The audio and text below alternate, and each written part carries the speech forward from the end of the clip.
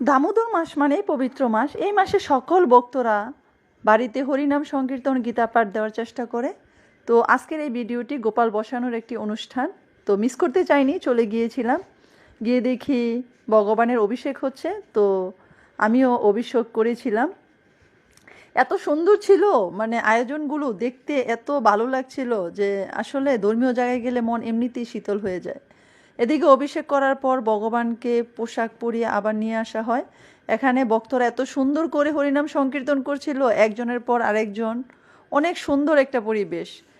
ভগবানকে যখন এখানে সাজিয়ে নিয়ে আসে তখনও হরিনাম সংকীর্তন চলছিল।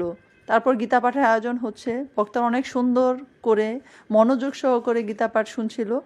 আমার তো মনে হচ্ছিল সারা রাত এখানে এইভাবে বসে থাকি, এত সুন্দর একটা পরিবেশ।